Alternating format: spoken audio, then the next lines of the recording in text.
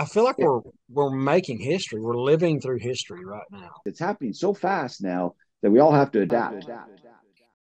Hey everybody, welcome back to the channel. Today we've got some news about oil. I've got some boots on the ground news around me. You know, I've worked in the natural gas field for the last 15 years and I've been doing that kind of work for a long time, and we always watched rigs. And that's the news, is the rigs, the drilling rigs are actually leaving the area due to uh, the cost that it's taken to build these locations. I mean, we're talking gravel is $40 a ton. That's before it's even delivered. I got some information about that. We're going to talk about OPEC Plus and the price of oil going up on top of that. And Biden's not going to fill the reserves like he should. You know, he sold the family jewels. He just, whatever. We don't need savings. We're going to talk about that. I've got Mario Stifano with me. He's an expert in the precious metal side of things. And this is going to all correlate. I'm really looking forward to this interview. So, how you doing, Mario? Great, Chris. Look, and I think you've hit the nail on the head here in terms of what we're starting to see in the environment. People on the ground are seeing quite different things, as you sort of alluded to, than what's being presented in the statistics by the Fed, by inflation. As you said, the pads for natural gas is going through the roof. We're seeing the same thing in the metal space, mining costs. We can't get employees. It's quite interesting what's happening out there. And once it starts to percolate in the economy, Chris, I think the market's eyes are really going to be opened here. I'm not sure it's being fully reflected right now, and people really understand what's happening. Well, this is from my dirt guy. He's the one that I've worked with a long time. He's my go-to guy after I get two other bids, because you got to keep everybody, you know, you got to keep everybody honest. Honest, yeah. Yeah, but so I worked with him a long time. We were talking on the phone because I'm about to have some more rock delivered.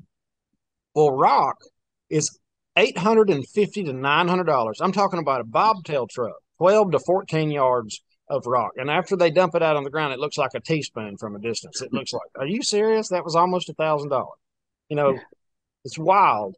So I'm actually going to crushed construction waste. It actually sets up really good, and it's cheaper. It's not as pretty, but it's going in my work area. It doesn't matter, but it's still 550 for 13 yards or so.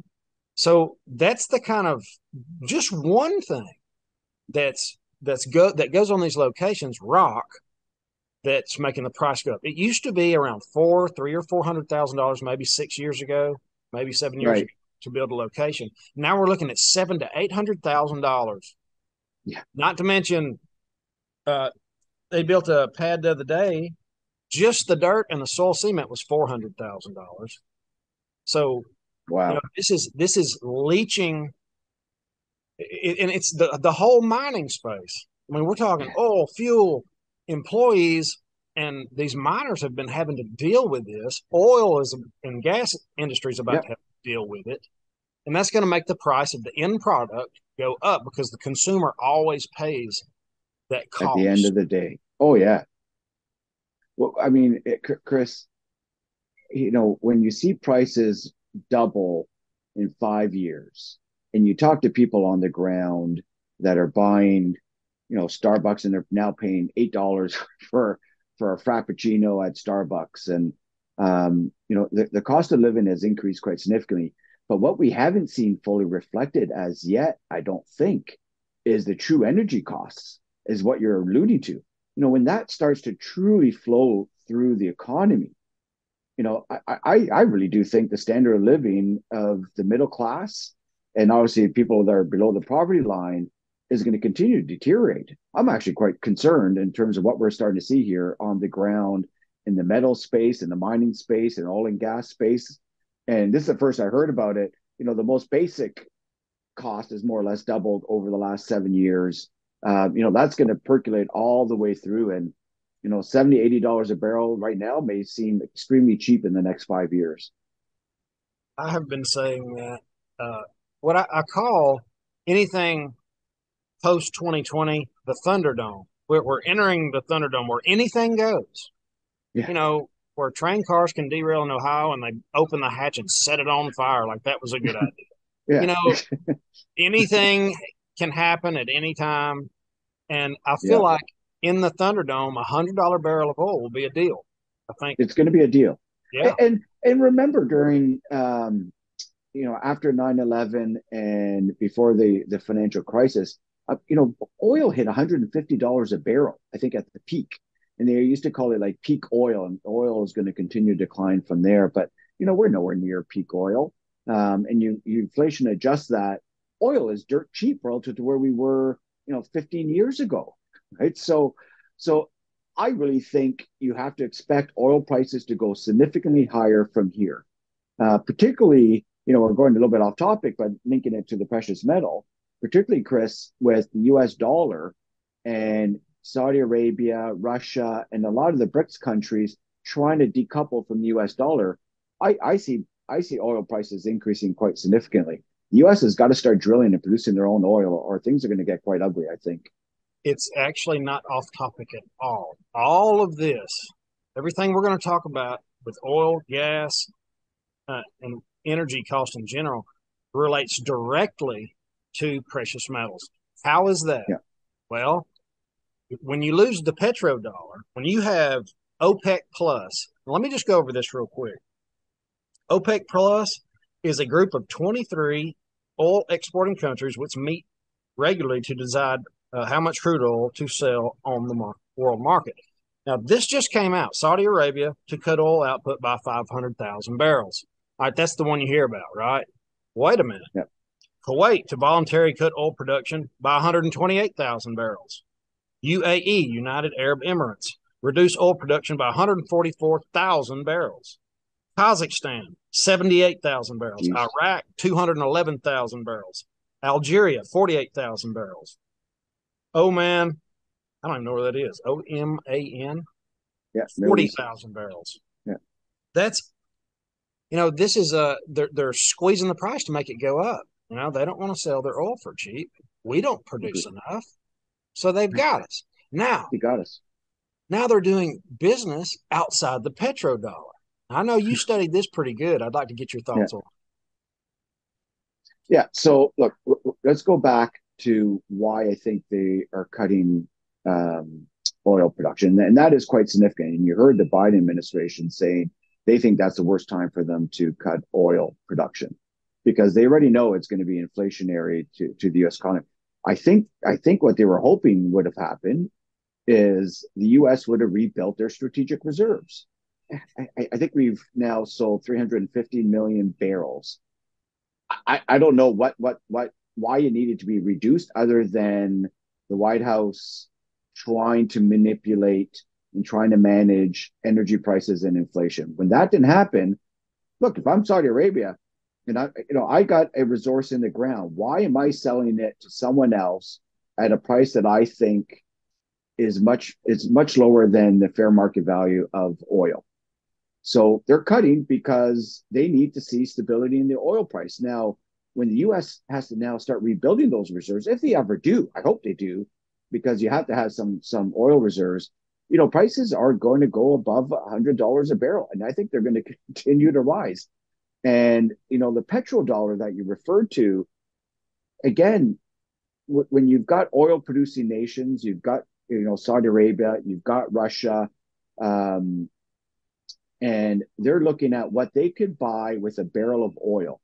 And if they're going to buy something from the United States or elsewhere, if their price of oil doesn't go up or stays the same and they can buy less because inflation that we're incurring, well, guess what? I want my price of oil to go up. And I think that's exactly what you're starting to see here.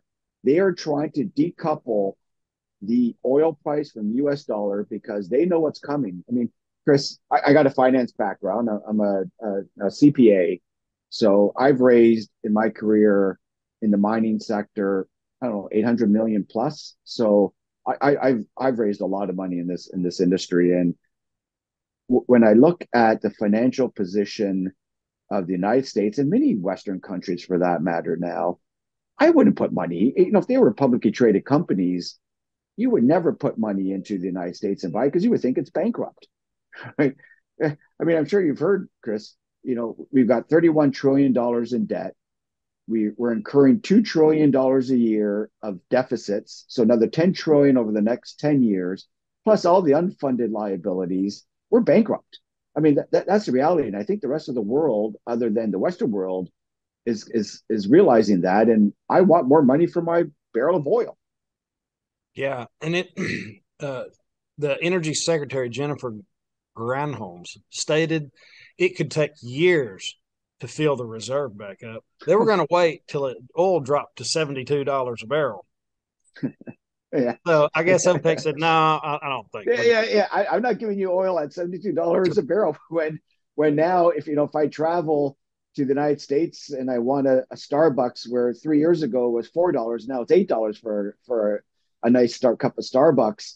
I want a lot more for my barrel of oil. That's what's happening, right? No one's going to sell you what they view as their precious resources to the United States for lower prices and lower prices because the reality is, and this is unfortunate, I think the Middle East is seeing the United States as not being the partner that they were 10, 15, 30 years ago. And that's why you're seeing lots of talk everywhere of the petrodollar going away.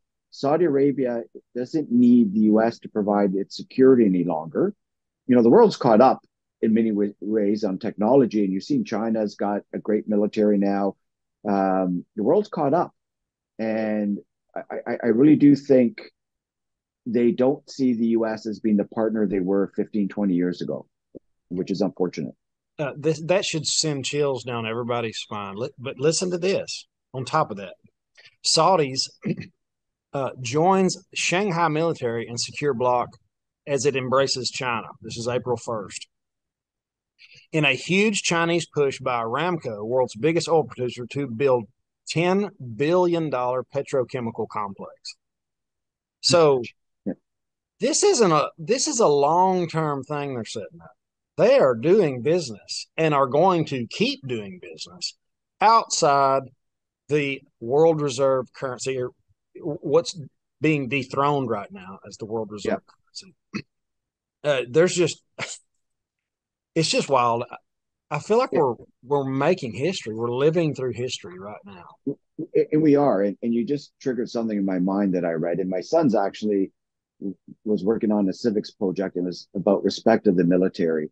And it's very important for everyone to respect the military because the vast majority of the world doesn't lay down their lives and sacrifice their lives for a better life for others. So we all have to respect the military. But when you look at the U.S. military, not many wars have been won after World War II. Everything from Vietnam to Afghanistan to Iraq, these are not wars that have been won.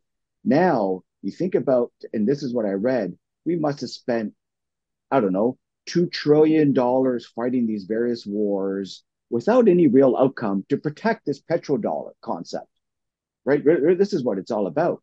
China, is what I read, has spent, hundreds of billions of dollars, but rather than, destroying buildings and bombing places, they've been building their Silk Road. They've been funding mining projects. They've been building airports and bridges all over the world. And they're waging an economic war where we've been waging a military war trying to protect our superpower status. But I think China's taken a completely different approach, and these countries don't want to be bombed. Who the hell wants to be bombed? They'd rather have a nice modern airport. And I think that's what China's been using now to get a lot of loyalty in the Middle East. And you're seeing the fruits of that now with Saudi Arabia and Iran.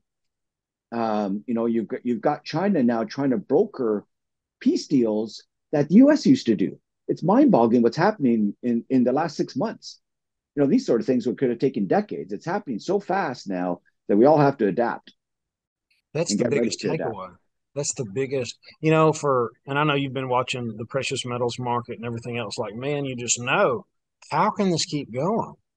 But Exactly. that slow motion train wreck is really starting to pile up and get fast. And it's Yeah. really happening. There's so many different things. Just today, Taiwanese president is set to meet U.S. House Speaker Kevin McCarthy on Wednesday in the first such meeting on U.S. soil, a plan that Yeah. has drawn threats of relation from China. China says they own Taiwan. That's the end of Yeah. it. We're this close to seeing a major war like that we've never seen before. Right. Closest in my lifetime. Would you say in your Yeah. lifetime? Oh yeah. Oh yeah. Look, I'm 50. I'm gonna be 53 this year. Like, I've never had to think about war, even during the Cuban Missile Crisis before our time. But it's just not something that was part of our psyche.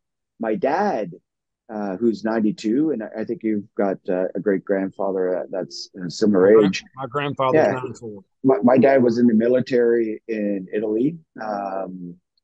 And my dad's, it's not anyone, nobody wants to see a war. But my fear is because the Western world finances are in dire shape. The world's been financing everything we own in the US. And what I mean by that is we've been purchasing goods all over the world. We don't manufacture nearly enough at home. So China's been the exporter of everything we buy, or many things that we buy, including your iPhones and Macs and everything else. And they're basically saying now you can't afford to buy this stuff anymore. You need to completely restructure your economy because you can't run $2 trillion deficits a year and have 120, 130% of your GDP in debt. And at the same time, you can't be that superpower anymore because you can't spend $800 billion a year on the military because you can't afford it. And with interest rates going up, it's going to get worse. So, my greatest fear, and look, sometimes I'm starting to think I'm becoming a conspiracy theorist here because things happen that we just don't understand. My greatest fear is this conflict is being engineered in order to try and preserve what we in the Western world have. And if that's the case, there's going to be a lot of lives lost to no end, because we're trying to preserve this way of life that, in many respects, the middle class here is way worse off today than they were 30, 40, 50 years ago. That's what's really sad here to me. And that's why I think precious metal is a key strategy here for anyone that needs to ride this out. You've got to get access to precious metals. They're moving to precious metals right now. Yeah. Stacy, my wife, sells for Miles Franklin, and she is on the phone from 8 in the morning till probably 8 at night, and then she stays up for 3 or 4 hours past that, putting in the orders and taking care, tying all the bells. Yeah. Um, so, and another thing that gold has got in its sales, and oil for that matter, is it always does good during wartime, during a Yeah. volatile environment, during a scary Exactly. environment when people are worried about their currency, when it's obvious to us, for sure it's obvious, but the masses are starting to wake up and like, wow, you know, uh, this this currency thing isn't really working out for me. Yeah. So Exactly. okay, so now would be a good time to put your stock ticker up here, Galantas Gold. I, this is my biggest shareholding, guys. This is what I feel to be a legit, massive resource that just time. All it's going to take is time, in my opinion. So, yeah, I do own the company. I want to make that very clear, and it is my largest holding. And I'm going to let Mario tell us all about it. And I'm going to put some pictures up here to kind of show you as he's talking about it. But let me ask you, how much does gold have to go up before the miners pop? We're really there. We're just the beginning of it. I feel like. Yeah. And well, look, listening about your wife here getting those orders, you just made me even more bullish. Because during the last financial crisis, that's when you started to see people were getting really nervous about the economy, the banks, and they were starting to buy physical gold and silver. So it's clear to me now, just hearing boots on the ground, that to me is extraordinarily bullish. So, I've raised in my career with various mining companies 800 million. And this is probably one of the worst times for the valuation of mining companies, gold, silver, base metals, which is mind boggling, but I understand it. People started putting money into crypto and Prior to that was weed, all these different things. But I got to tell you, when the money starts to flow back into precious metals, and you're starting to see it, gold's well over $2,000 an ounce. You could see those 10, 20, 30, 40 pop type valuations. And the reason for that is gold companies that have resources in the ground, some are trading at like two, three, four, $5 an ounce of what they have in the ground, even though gold's selling at $2,000 an ounce. Mind you, got to build some of these deposits to get production. Galantas Gold, lucky enough, we're going to look to restart production. But in the heyday, back in the financial crisis, Chris, companies were selling for $300-400 an ounce, not even in production, just resources. That gives you an idea of, you can go from $2, $3, $4, $5 an ounce to $200 to $300 to $500 an ounce, depending on the quality and the grade of these various deposits. You can see some huge spikes in the junior space. And in terms of Galantas, I really appreciate you being a shareholder. The question is, why is Galantas on a lot of people's radar? We have some of the biggest investors in Galantas right now. Eric Sprott, Ross Beatty, is the founder and chairman of Pan American Silver, Equinox. Everyone knows who Eric Sprott is, the biggest gold investor. The reason is we think we're in a world-class district. Right next door to us is a 10 million ounce deposit, we believe.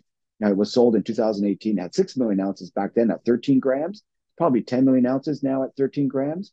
There's no other gold mine like that in the world, nowhere to be found. Whether you're in Africa, Latin America, this is in Northern Ireland, and we're right next door. We've been hitting similar things like 13 meters of 17 grams, 7 meters of 31 grams, some really high grade stuff, and we do have a resource. So everyone's coming into Galantas because the view is we're in a world-class belt that hasn't been explored, and that's what everybody wants. The ability to get these big multi-million ounce high-grade deposits. And I think Galantas is one that has that kind of potential. And that's why we attracted some of the biggest known investors into Galantas. Do you know the stock price at the moment? Yep, we're trading in Canadian between that 40 to 45 cent range, and in US dollars between 30 to 33 cent range. And we trade on both exchanges. It's just getting started. Just getting started. I know it's really exciting, guys, to be a part of the space, because that's what I was telling Mario before we started. I wanted to be a part of the space as the currency was dying. That's why we started brokering for Andy Scheckman at Miles Franklin. That's why I got into the mining stocks 6 years ago, 7 years ago, just waiting and waiting and waiting. And now to see it unfold, to see history start happening, losing the petrodollar and all these things, and to be a part of Galantas, I'm really pumped to be a shareholder in a good company, because you're not going to see, guys, 25 YouTubers talking about this company. The good companies don't need big fat promotions.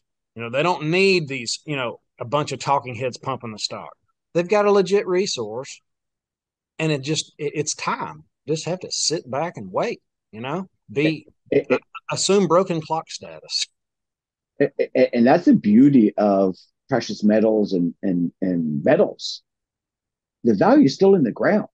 So look, gold can fluctuate, but the gold is always in the ground until you mine it.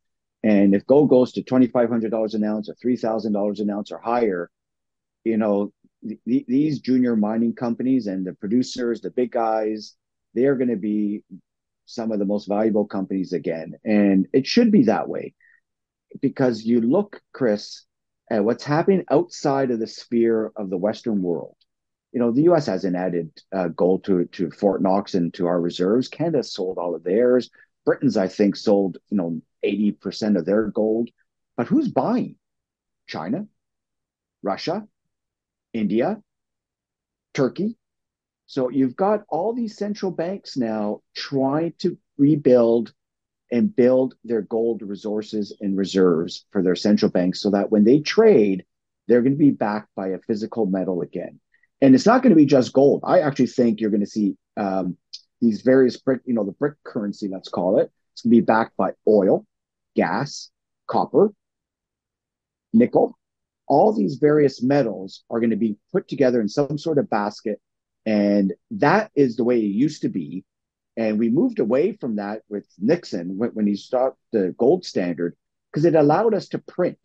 And, I'm going to go a little bit off topic again because, my parents, I'm extraordinarily proud of my parents. My dad's 92 years old. And, my dad grew up in a real small town in Italy, came to Canada because there was no work in the mid 60s.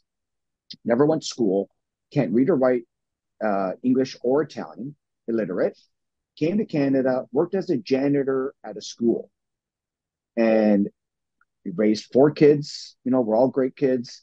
We had a house, we had a car. My dad's an extraordinarily hard worker. The house is paid for. Had all the best. We're Italian for crying out loud, right? So you can imagine the food that we'd have on our table from homemade sausages and cheeses to Making me hungry. pastas, all of that. Chris, today, zero chance that my dad coming to Canada or the United States would be able to raise four kids, buy a house, buy a car.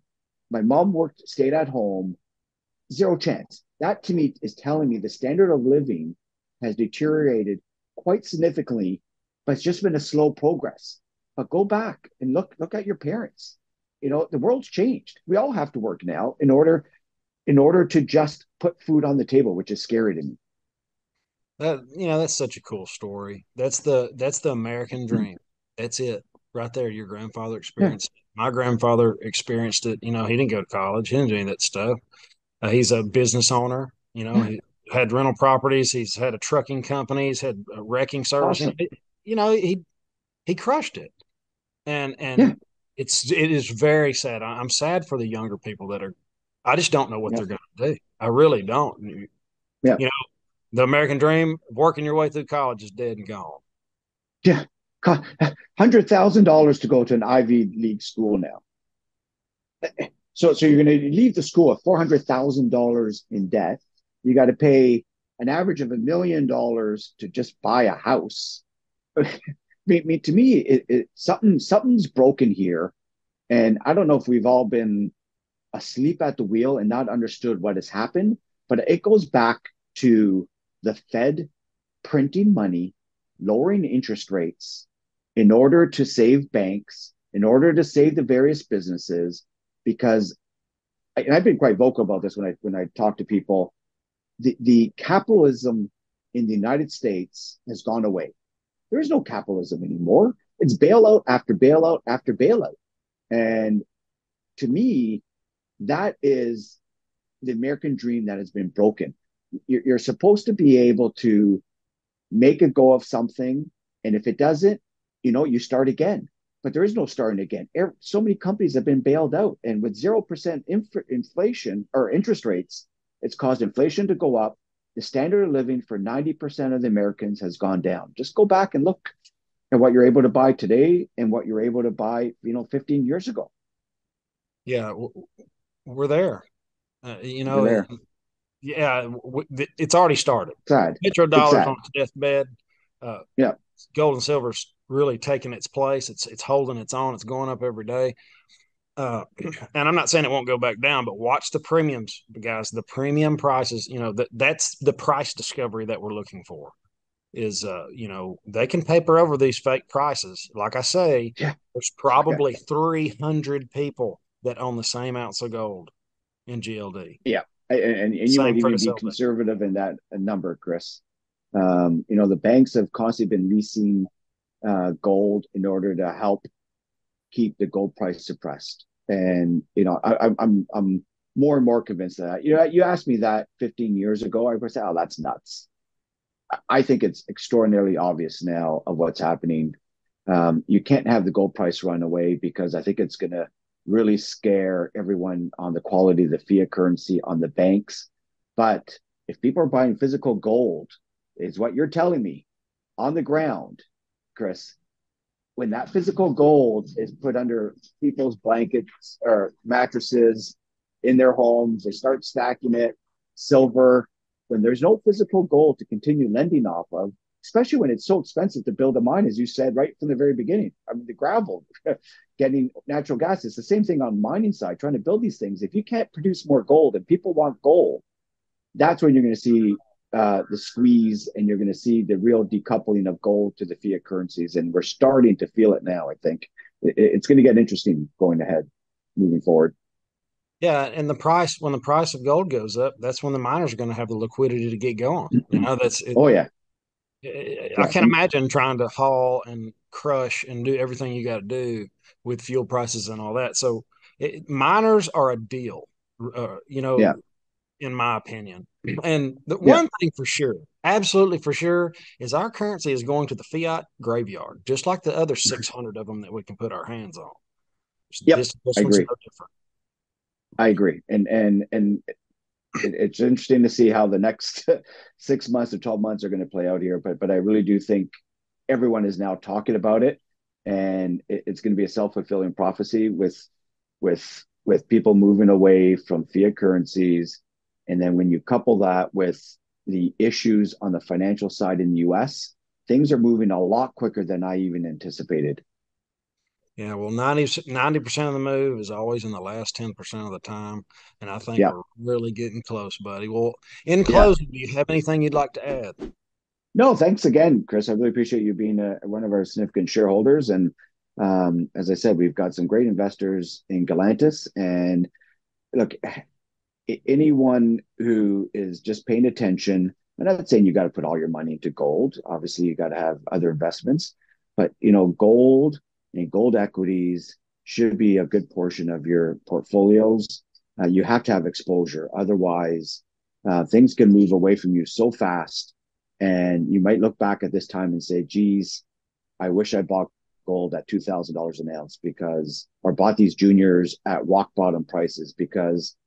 There's a fire sale going on right now, and these prices won't last. And you look at these parabolic moves in any asset class, when they happen, as you said, it happens extraordinarily fast. Yeah. Well, thank you so much for coming on. Thank you for the sponsorship of this video. And I want my stock guys, you guys that know how to read charts and look at companies, turn it inside out. Look at it. Let me know what you think in the comments. Email me. Uh, I'm really excited. And that's it, guys. Have an awesome, awesome day. We'll see you in the next one. Later.